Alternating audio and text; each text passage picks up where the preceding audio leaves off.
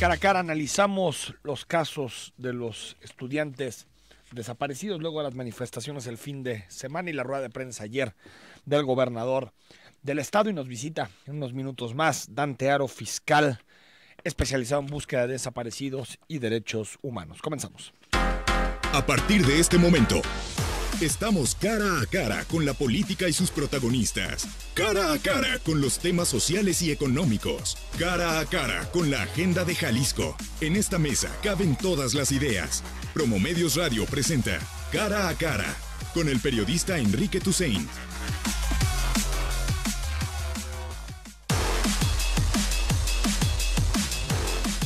Nueve de la mañana con 5 minutos, un fin de semana agitado por la desaparición de estudiantes en nuestra zona metropolitana de Guadalajara. El sábado hubo una gran concentración de estudiantes en el Monumento de los Niños Héroes y en buena parte de nuestra ciudad para exigir al gobierno que dé resultados en la búsqueda de desaparecidos. Hay que recordar que en Jalisco hay 3,060 jaliscienses o ciudadanos desaparecidos y que las aguas se han agitado con fuerza desde el lunes pasado, cuando les relatamos aquí en este espacio que 3 estudiantes del Centro de Audiovisuales, mejor conocido como CAF, desaparecieron en el municipio de Tonalá. Luego nos enteramos de otros 3 casos de la Universidad de Guadalajara y de poco en poco algunos de los casos han venido siendo descartados. Te recuerdo que en el caso de Carolina, desde el viernes pasado dijimos de Susana Carolina, estudiante del CUCS, que había sido encontrada con vida, Susana Carolina, que por lo tanto se reducía el número de estos estudiantes desaparecidos. Después también nos enteramos de que el joven, el estudiante de la preparatoria 4, había regresado también con vida y por lo tanto a la Universidad de Guadalajara quedaba un estudiante desaparecido de estos sucesos de los últimos días, y estábamos hablando de César Ulises, un estudiante de segundo semestre de medicina que lamentablemente apareció muerto. Este domingo fue encontrado su cuerpo por ahí de las 14:30 horas en la barranca de Huentitán. Fue encontrado su cuerpo ya, como decía, sin vida. La versión de las autoridades, por lo que podemos escuchar ayer del gobernador, es que se quitó la vida, que se suicidó César. Y bueno, escuchamos lo que dijo el gobernador y comentamos algunos matices sobre este asunto. De acuerdo al reporte preliminar del Instituto de Ciencias Forenses del Estado, se trata del joven Julio César Ulises Arellano Camacho, estudiante del centro universitario. Estudiaba él medicina de la Universidad de Guadalajara. Personal del gobierno de Jalisco, particularmente de la Fiscalía de Derechos Humanos, ha contactado ya a los familiares del joven. Se le está brindando toda la atención psicológica y facilitando todos los trámites conducentes para la identificación del cuerpo. Bueno, eso es lo que decía el gobernador del estado ayer en su rueda de prensa convocada a las 18:30 horas, pero sin embargo se extendió más de una hora el comienzo de esa rueda de prensa. Lo que dice el gobernador es que no se pueden apreciar signos de violencia, que lo que presumen de acuerdo a las investigaciones preliminares es que se suicidó el joven César Ulises. Incluso está en redes sociales, está una carta rondando, que incluso subió a su cuenta Ciro Gómez Leiva, el periodista, en donde precisamente el estudiante hace ver que tiene algunos problemas en su vida y que pensaba en tomar dicha opción, o lo presupone en la carta. Más allá de lo que sucedió, me parece que las definiciones y las conclusiones sobre un caso de esta magnitud tendrían que venir de una investigación concluyente de parte de las autoridades, de parte de la Fiscalía. No creo que a un gobernante que no le toca llevar la investigación con solamente algunas horas después de haber encontrado el cuerpo, le toque comenzar a deslizar esas hipótesis de señalar que posiblemente el móvil es que lo que sucedió con César Ulises es un suicidio. Me parece que eso lo tiene que determinar una serie de investigaciones que por supuesto no se componen ni de cartas ni de tweets de su novio. Hay que César, que digamos tenía una pareja, y su pareja colgó un tweet @taboc, en donde decía: en este momento me vale lo que piensen, si México es homofóbico o no, la sociedad piensa que el Estado tuvo culpa o incluso los criminales. No fue así. Conozco a César Ulises Arellano y sí, como pueden ver, era mi novio. Esto es lo que señala en un tuit y dice: Ulises, con el corazón destrozado, digo, te quiero. Más allá de este mensaje que cuelga el novio de César Ulises, y que todo hace suponer lo que la autoridad ya esbozaba, pues en un Estado de Derecho se tiene que respetar el debido proceso, y el debido proceso es que se tengan que hacer los peritos necesarios y se llegue a la información concluyente para determinar la razón de la muerte. Yo creo que en este país necesitamos respetar el Estado de Derecho, respetar los procedimientos, por bien de todos, de la familia, de la propia memoria del chavo, y recordar que haya sido lo que haya pasado con César. César no deja de ser una víctima de todo un proceso, de toda una estructura social. Lamentablemente, muchas personas que no pueden vivir sus preferencias sexuales y no pueden vivir como se sienten de forma libre, sino que son sujetos a una discriminación constante en su vida. Por lo tanto, creo que las autoridades tienen que tener más cuidado con esta información. Tampoco es lo mejor que se publiciten este tipo de cartas. Son cosas personales que competen sobre todo a César y a su familia, y que por lo tanto la autoridad tendrá que tener mucho cuidado a la hora de revelar este tipo de información. La carta supongo que forma parte del hilo de la investigación, del hilo de las pruebas que seguramente está reuniendo la Fiscalía para poder determinar lo que sucedió con César Ulises, pero no me parece que abone nada que esto sea excesivamente público y que también lastime a la familia, revictimice a la familia y revictimice también al propio César. También el manejo de la información por parte de nosotros, los medios de comunicación, tiene que ser con mucho cuidado, con mucha delicadeza, partiendo de la idea de que detrás hay una investigación en curso, y que por supuesto los primeros que deben de saber qué sucedió con su hijo son los familiares de César. Por lo tanto, más allá de lo que sea de consideraciones, César es una víctima, y por lo tanto me parece que es difícil partir de una base y de empezar a delinear conclusiones tan expeditas sobre un caso de esta naturaleza. Las autoridades tienen que tener tiempo para realizar las investigaciones y determinar qué sucedió con el mismo, con César Ulises. Los casos siguen abiertos. Ayer el gobernador del estado también habló de los 3 estudiantes del Centro de Audiovisuales. También a quien se refirió a este tema en específico fue el fiscal general del estado. Lo escuchamos al fiscal general, que dijo esto sobre el caso de los estudiantes del CAP desaparecidos en Tonalá. Si nos da el resultado, vamos a... Una vez que lo llevemos ante el juez de control, mañana tenemos que hacer la imputación y no podemos adelantar esa situación. Gracias. El nuevo sistema nos lo impide. Bueno, ahí está lo que señalaba el fiscal sobre este asunto. Hay que recordar que se ofreció desde el viernes pasado en rueda de prensa por parte del gobernador del estado una recompensa de hasta $1 millón a quien dé información sobre el paradero de alguno de estos estudiantes. También lo que anuncia ayer el gobernador es que se extiende o se amplía esa recompensa a cualquier información relativa a los más de 3,060 desaparecidos que existen en la entidad.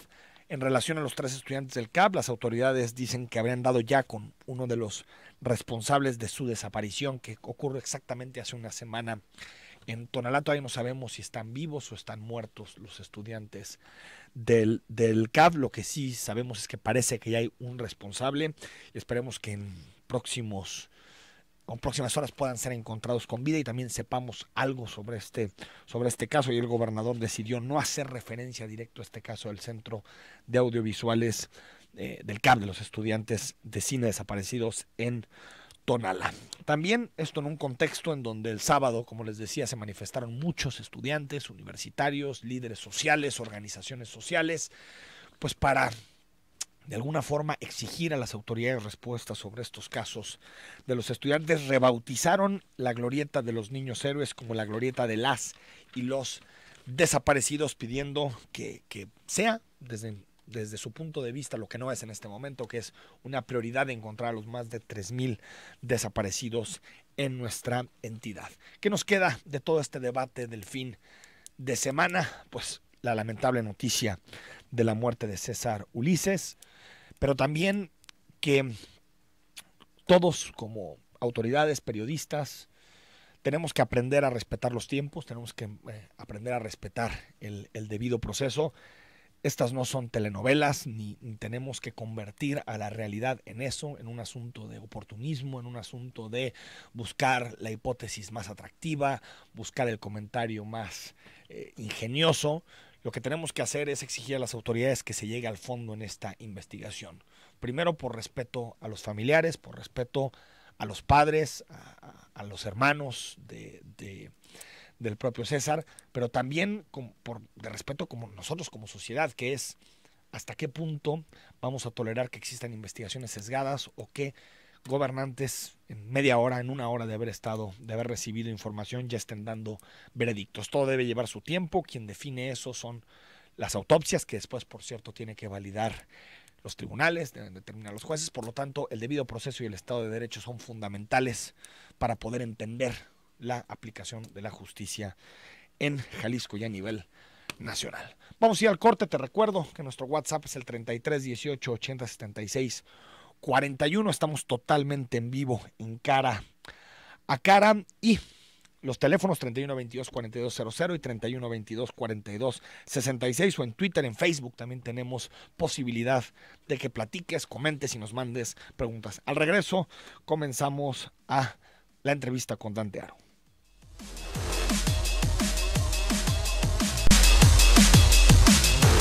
9 de la mañana con 20 minutos. Te recuerdo, estamos en vivo, en Cara a Cara, este lunes santo, vacacional para algunos. Otros estamos aquí trabajando para llevarte la información más importante sobre este asunto que nos ha dolido tanto a los jaliscienses, de los desaparecidos, los estudiantes desaparecidos de las últimas horas. Más adelante esperamos que esté con nosotros el fiscal especializado en búsqueda de desaparecidos, quien en este momento está en esa silla, que es Dante Aro, que debe estar con nosotros y bueno, no ha llegado a cabina. Dante Aro, esperemos que en algún momento aparezca con nosotros, como se había comprometido la fiscalía que estuviera esta mañana. Antes escuchamos a Roberto Hurtado, que tiene el reporte de la manifestación del sábado. Roberto, ¿cómo estás? Muy bien, Enrique, muy buenos días para ti, para el auditorio. Pues mencionar que el pasado sábado se desarrolló esta marcha nacional denominada En Dónde Está, la cual tuvo una convocatoria de más de 3,000 personas, quienes se dieron cita en la glorieta de los Niños Héroes, para de ahí partir por esta misma avenida hacia la calzada de Independencia y llegar hasta las oficinas de la Fiscalía General del Estado, en lo que tiene que ver también con la Fiscalía en Derechos Humanos.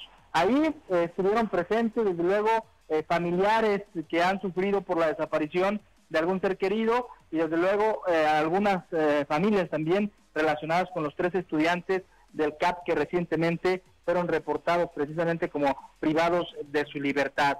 Además, se unieron a este contingente estudiantes de universidades como el Tecnológico de Monterrey, UNIVA, el ITESO, la Universidad de Guadalajara y desde luego la sociedad civil, así también como la Federación de Estudiantes Universitarios de la UDG. Ahí la madre de Marco, uno de los jóvenes quien desapareció recientemente, pues señaló que es importante el apoyo que se ha dado a través de la sociedad, pero sobre todo piden a las autoridades una respuesta para saber dónde están. Escuchemos. Nos sumamos también con las madres aquí presentes, que también nos estamos dando cuenta del dolor tan grande que solamente quien lo vive nos entendemos. Pues ahí lo que compartió brevemente la madre de Marco, uno de los estudiantes desaparecidos. En todo momento estuvo resguardada esta marcha por elementos de la Policía de Guadalajara, de la Fiscalía y de Protección Civil. Cuando llegaron hasta la zona de la Fiscalía General, ubicada en las instalaciones de la Calzada Independencia, pues ahí el contingente estuvo esperando que se les recibiera por parte de la Fiscalía de Derechos Humanos. Algunos de los familiares de estos jóvenes accedieron y pues se les mencionó que se van a comprometer a hacer lo posible porque se pueda dar una respuesta favorable en la búsqueda de sus familiares. Por otro lado, el día de ayer, ya por la tarde, el gobernador del estado, Jorge Aristóteles Sandoval, pues confirmó el hallazgo de un cuerpo en la colonia panorámica de Huentitán, que era correspondiente al joven también de la Universidad de Guadalajara, en este caso de la Facultad de Medicina, César Arellano, quien lamentablemente fue encontrado sin vida. Escuchemos lo que mencionó el gobernador del estado, Jorge Aristóteles Sandoval.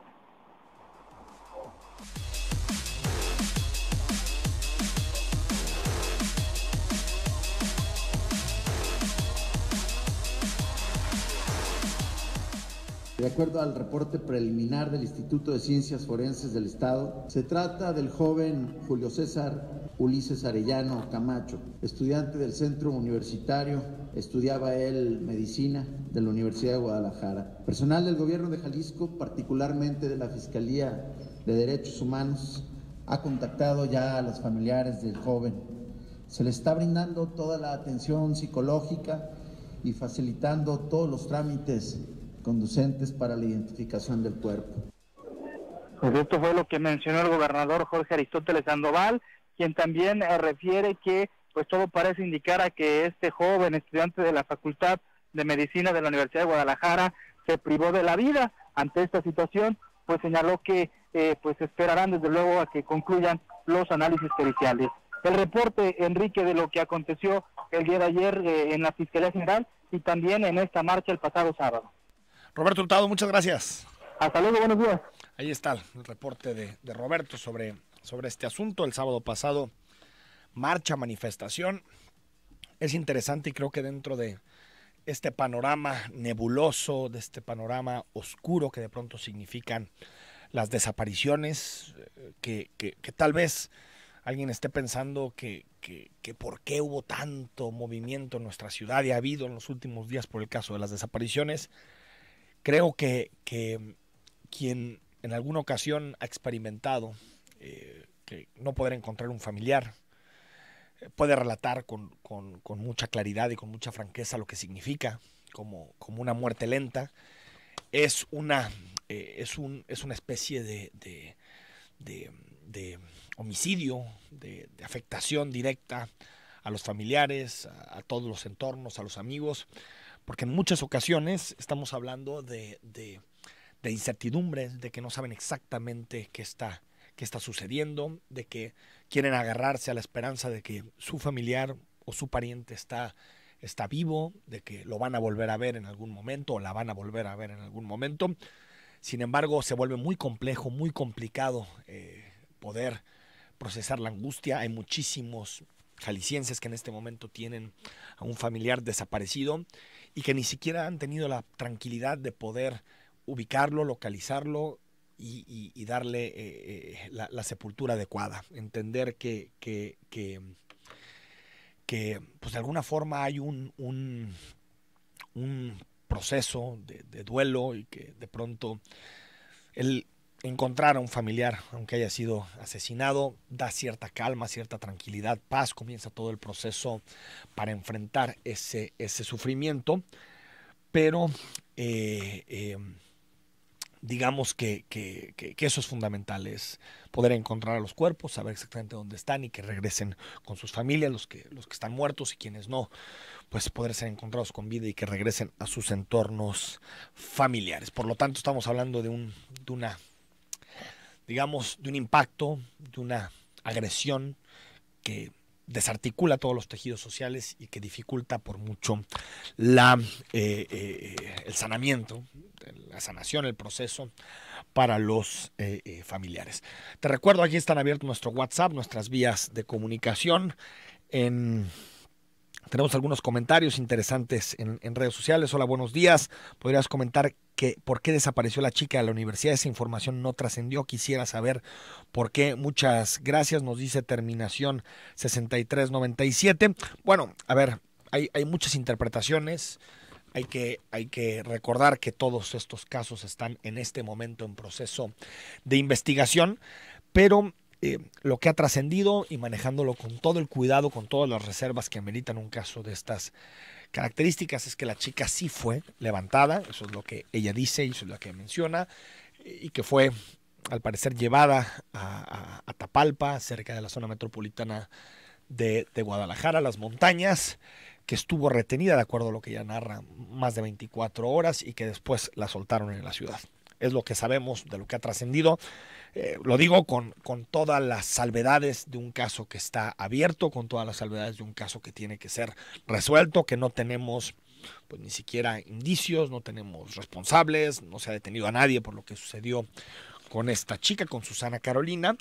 Pero bueno, eso es lo que al final ha podido trascender del caso de ella, que es la buena noticia. Fue encontrada con vida y por lo tanto un alivio para sus familiares y para todas las personas que están en su entorno.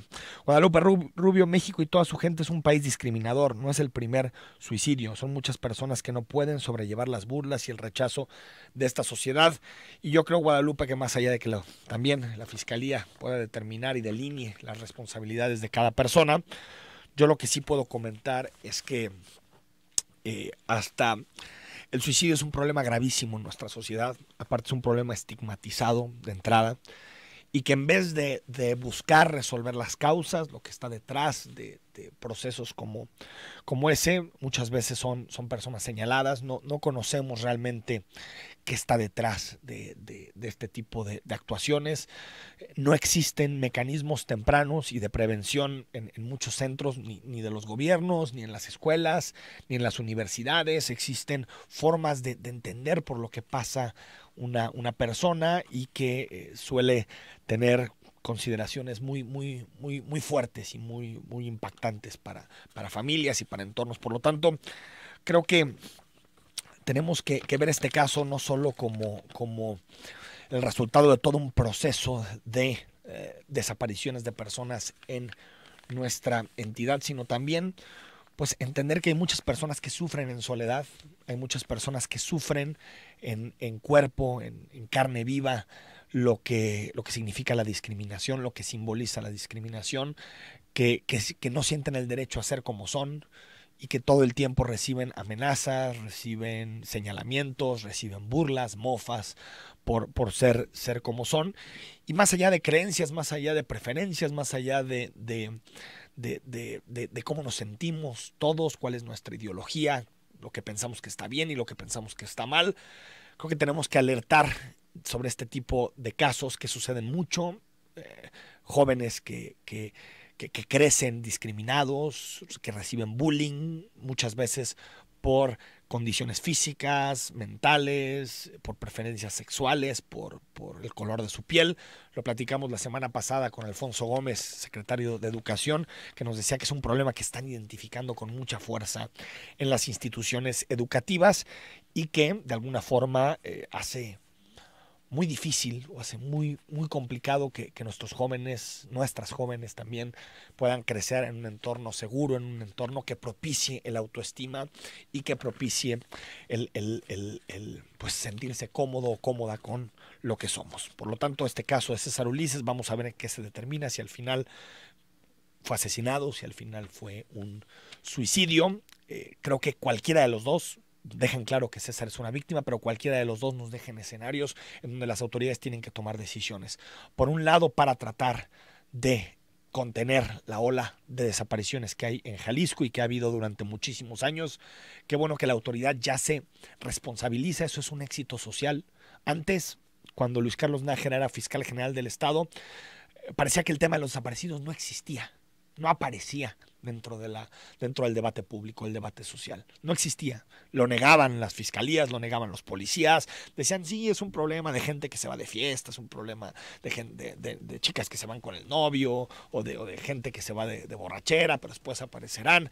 Es decir, había una negación completa desde el sexenio de Emilio González de este problema. Parecía que no era un problema, simplemente era un asunto entre criminales que había que resolver, pero que no teníamos por qué tener alarma social por las desapariciones. Con el paso de los tiempos, primero el fiscal Eduardo Almaguer y en este momento el fiscal Raúl Sánchez tienen una sensibilidad mayor. Qué bueno que el gobernador asumió el caso que él en rueda de prensa es el que está informando de lo que sucede, está hablando de recompensas, del avance en las investigaciones. Ya dije que no me parecía correcto que deslice todavía el asunto del suicidio, porque eso es algo que deben demostrar los informes periciales y la investigación propia de la Fiscalía, pero sí me parece que el hecho de que el gobernador asuma en primera línea este asunto, que lo ataque, que él mismo esté saliendo a informar, nos habla de que como sociedad hemos hecho algo bien, que es por primera vez subir el tema de los desaparecidos como uno de los más importantes en el debate público. Antes era muy fácil quitarse responsabilidades, era muy fácil decir en la opinión pública que eran ajustes entre criminales o que eran chavos y chavas vinculadas con el crimen organizado. Ahora es más difícil, la sociedad está más atenta, hay más información y por lo tanto podemos empezar a descartar algunas líneas de investigación. Vamos a ir al corte. Te recuerdo, nuestro WhatsApp es el 33 18 80 76 41. A la vuelta seguimos hablando de estos temas.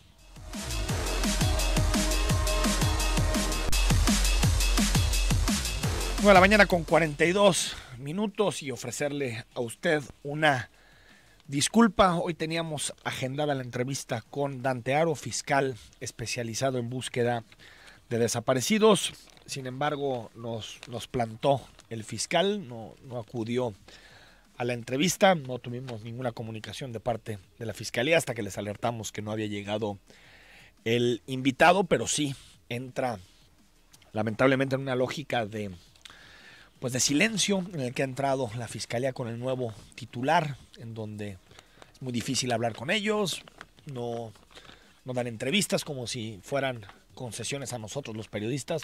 Las entrevistas son importantes para que usted sepa las voces, usted sepa las explicaciones que dan las autoridades a los principales temas públicos. Sin embargo, estuvimos esperándolo hasta este momento y el fiscal especializado Dante Haro no vino con nosotros, lo que me parece una falta de respeto, no a nosotros, a ustedes que son los que quieren saber sobre los principales casos de desaparecidos que nos han azotado desde la semana pasada.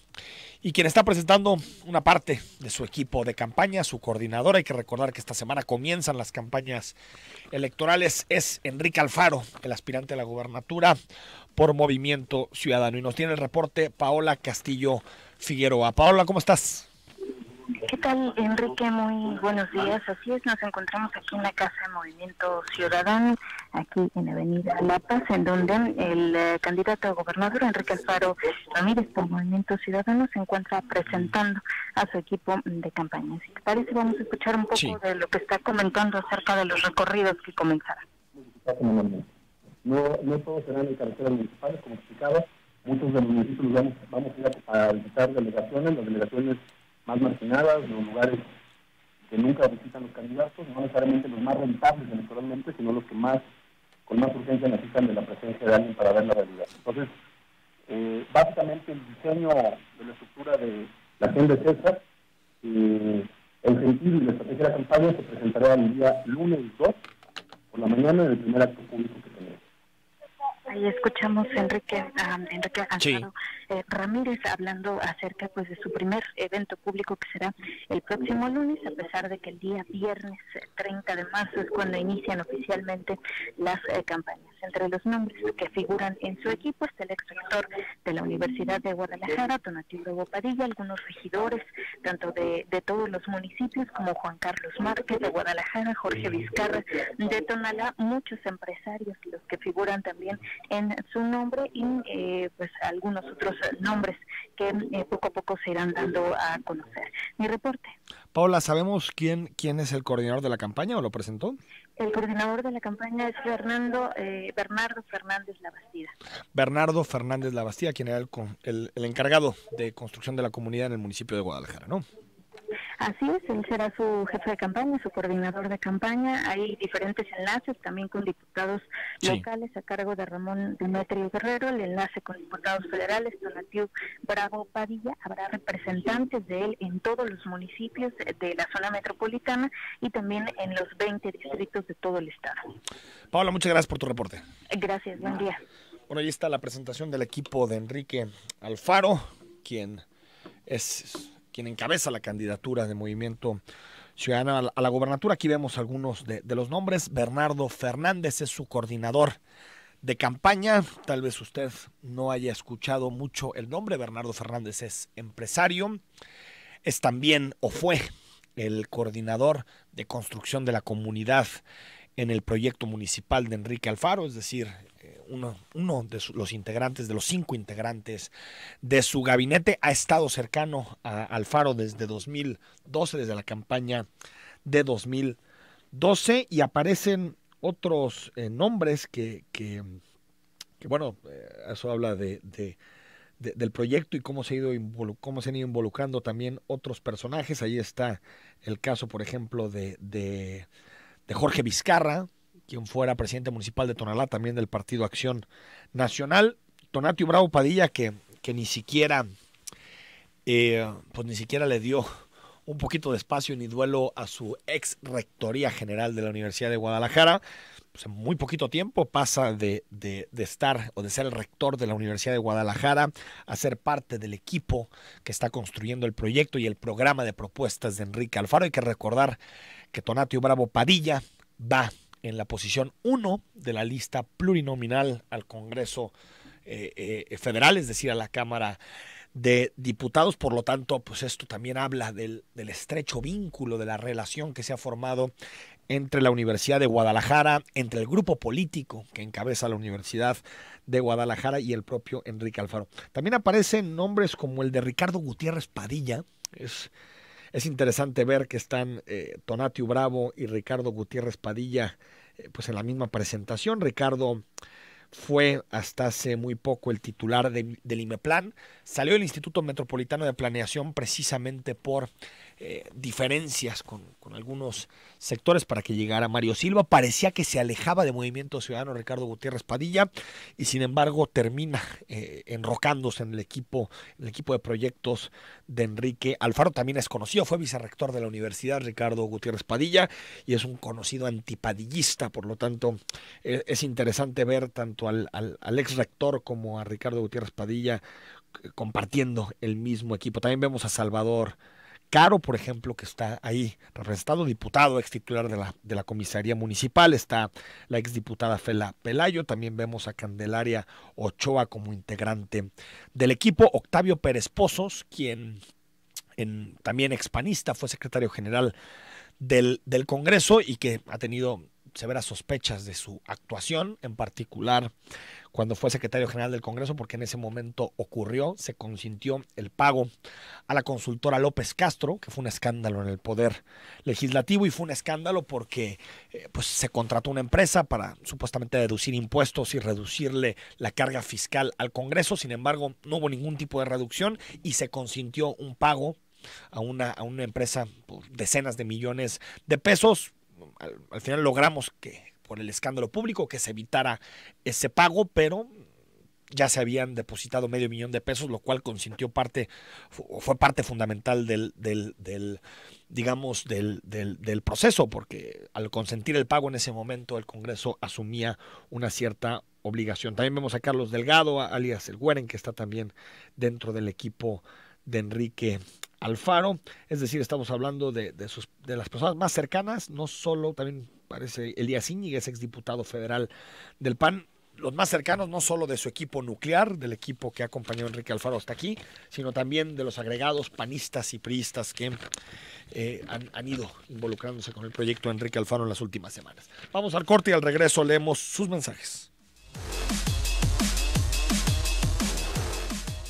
9 de la mañana con 53 minutos, ampliando y especificando lo que acaba de presentar Enrique Alfaro en la Casa de Movimiento Ciudadano. La coordinación general, Bernardo Fernández Labastida. La coordinación de mesa política, Guillermo Medrano Barba, actual presidente de Movimiento Ciudadano. La coordinación operativa, Octavio Pérez Pozos. Coordinación de programa de gobierno, Adrián Michel Espino, alguien hasta hace poco muy cercano a Marcelo Ebrard. Asuntos internacionales y nacionales, Ricardo Gutiérrez Padilla. Así le llaman, refundación estatal, Luis F. Aguilar. Enlace con el Poder Legislativo Federal, Candelaria Ochoa. Coordinación de logística y organización, Iván Argüelles.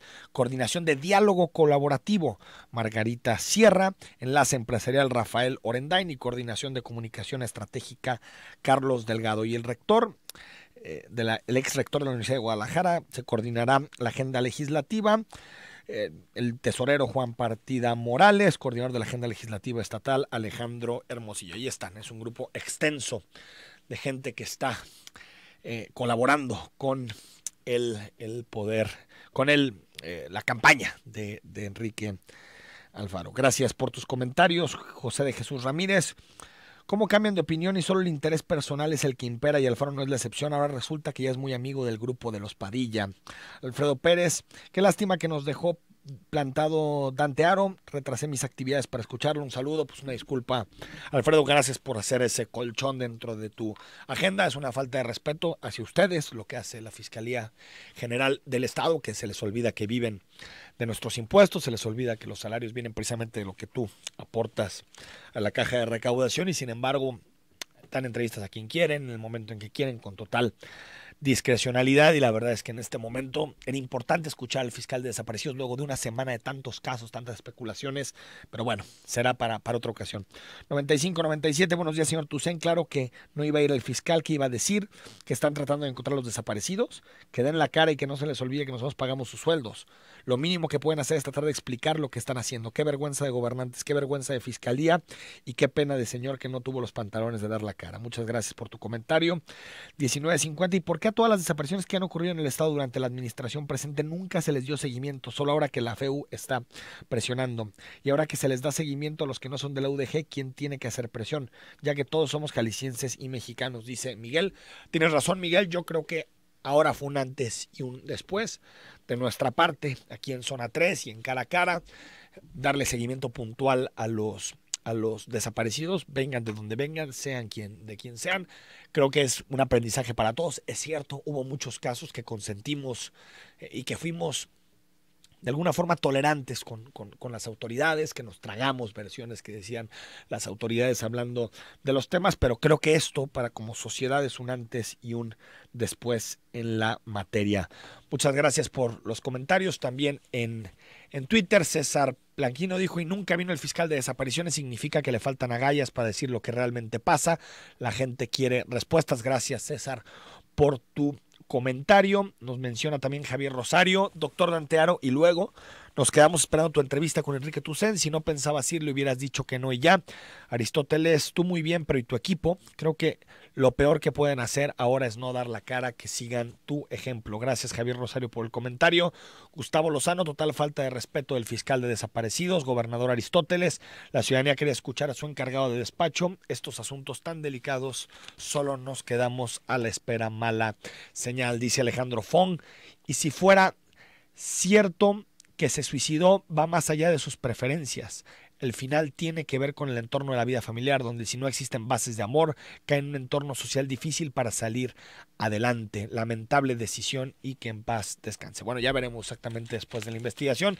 Gracias a Celeste Razón, dice: y no llegó el fiscal. Muchas gracias por estarnos escuchando. Ruth López, escuchando con el corazón apachurrado, me parece que eres la voz más sensata, la verdad, de Ulises y los 3 estudiantes de cine desaparecidos. Gracias, Enrique, un saludo, Ruth, por tu comentario. Dice Enrique Rodríguez: coincido que cuando señala Enrique Toussaint sobre los jóvenes desaparecidos que debe agotarse el debido proceso y llegar al fondo de las investigaciones antes de que surjan veredictos mediáticos, que se sepa la verdad respetando la vida personal de los jóvenes. Bueno, así sucede porque lamentablemente en este país las autoridades están muy acostumbradas a inventar versiones, a fabricarse ideas, y después nos damos cuenta que no tienen ningún viso con la realidad. Pasó con los normalistas de Ayotzinapa. Hay que recordar la versión, la verdad histórica que presentó en aquel momento el procurador, donde nos decía que ya estaba todo resuelto, que habían sido asesinados en el basurero de Cocula, que no había nada más que debatir. Por algún tiempo el gobierno mexicano intentó vincular a los 43 estudiantes con el crimen organizado a través de filtraciones en la prensa. Por lo tanto, creo que como sociedad lo que debemos exigir a los gobernantes no es que nos den la primera versión que se les venga a la cabeza o que traten de cerrar el caso en 15 minutos, sino que hagan una investigación profunda, extensa, en donde en realidad podamos conocer la historia de fondo, en donde podamos saber exactamente las motivaciones, los móviles, pero ojo, siempre respetando a las familias. Lo primero que se debe hacer es informar a las familias, quienes son los primeros afectados de lo que sucedió con su hijo o con su hija. Luego también tienen que rendir cuentas, tienen que decirlo públicamente, que la investigación sea amplia, pero siempre respetando a la víctima y siempre respetando a las familias que no se merecen volver a ser victimizadas por este tipo de procesos y juicios mediáticos que a veces parece que quieren sustituir las investigaciones y los juicios reales. Hasta aquí Cara a Cara. Vamos a estar esta semana con ustedes. Mañana martes a las 9 de la mañana. Vamos a hablar de temas públicos, por supuesto de la campaña. Ya comenzó la campaña y hay spots de los 3 candidatos a la presidencia. Hasta mañana a las 9.